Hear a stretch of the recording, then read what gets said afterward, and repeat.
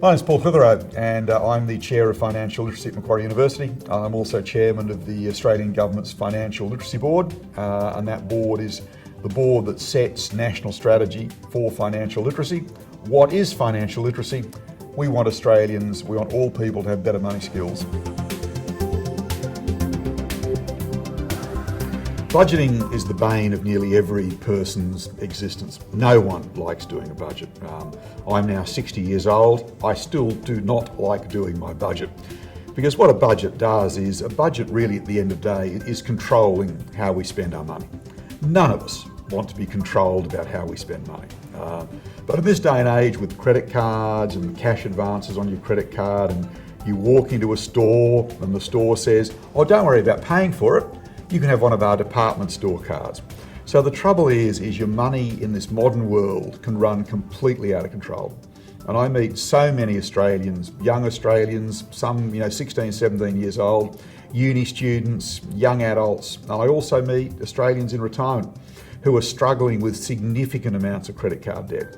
And sadly in this community, we do have over $40 billion stuck on our credit cards. And the trouble with this, of course, is you're paying very, very high rates of interest on your credit card. And what does a budget do? Look, a budget controls your money. And there's a very simple rule here. And the numerics around budgeting are very personal to you. Your budget is how much do you spend? And if I go back to my university days and I look at the primary cost I had at uni, I was lucky enough to be living at a residential college. And I was lucky enough that my mum and dad were happy to pay for my residential college fees. And that was bed and 3 meals a day. I didn't need to worry about that in my budget. My problem, of course, as a young university student was beer. And beer basically, and parties took up a large part of my discretionary income. And so I had to budget, because basically if you don't budget, you can't control your money. And so really the numerics are very personal to you. Obviously as you get older, in my case, the budget's far more complicated. With a house and 3 adult children and a couple of cars, and your budgeting tools can become quite complicated. But the rule is really simple here, and this is such a critical message in anyone learning about financial literacy. I don't care how much you earn. I care about how much you spend. I know a lot of the people who don't earn a lot of money, but because they're careful with their budget, it allows them to spend less than they earn, and they have very, very successful lives.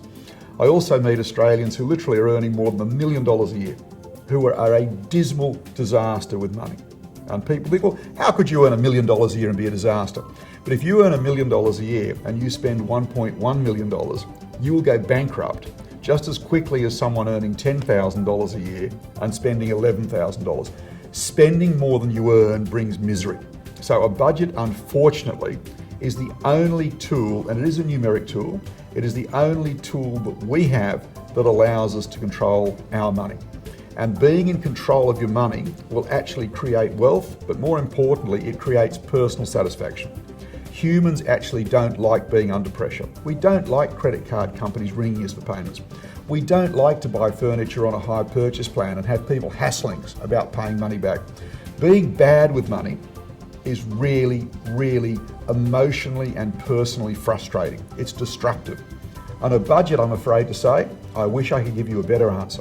A budget is the only way that any person can control their money. And let me repeat, it is not about success with money, is not about what you earn. I don't really care. Obviously, I'd like everyone to become better educated and earn more money. And that's just education's so critical to improving your monetary rewards. So I'm all for that. But at the end of the day, you're earning a lot of money, you've got a part-time bar job. If you don't have a budget to control that money, your money will control you, and it's a really unpleasant experience.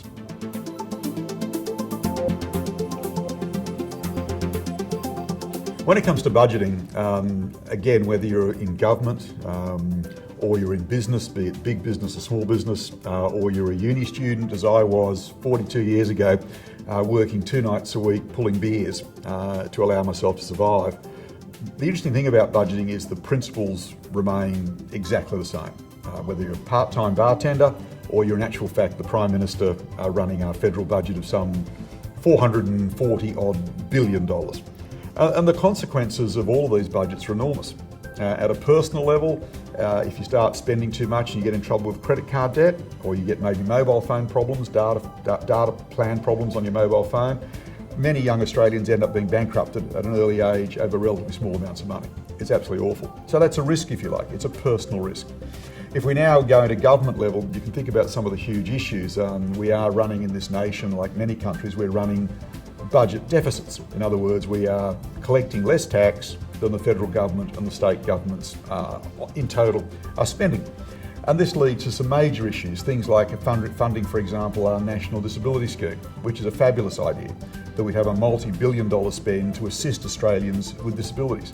Now that's everyone thinks it's a great idea, okay. And the same goes through whether it's the environment or, for example, if you look at the plan around universities. It would be fantastic to help students better and more. But at the end of the day, someone in the boring world that I live in, someone has to add the numbers up and actually say that as a nation of people, if we're gathering around $440 billion in tax, the debate is, how do we spend that money? What are the risks in spending that money? So for example, if we spent a lot more on school education, a lot more on universities, which I'm really in favour of, by the way, at the end of the day, a smart nation is a wealthy nation. But in a sense, if you overspend in that area and then you find your hospital systems falling to pieces, you've got some significant risk trade-offs. And funnily enough, it's the same really for a government, a federal government, a state government, for a business. If, for example, we take some well-known names, shares that have done very poorly in the first part of 2016, very reputable companies like Santos and so on, BHP. These things aren't their fault. But if you look at Santos, for example, the board, I think probably quite appropriately, made a decision to expand heavily into particularly the energy areas around gas. And now, of course, unbeknown to everyone, no one knew at the time, the price of energy has collapsed. And of course, that decision now doesn't look as clever. You know, a risk was taken, but the consequences of taking that risk are planned around higher energy prices. The price of oil and gas actually falls, and obviously you see a significant impact. Now, many Australians have their superannuation money in shares like BHP and Santos. So it's interesting how these risk-based decisions around budgeting and money can actually flow through to federal government, if we speak about university funding, school funding, environment protection and so on. But at the end of the day, there is always this boring element of budgeting.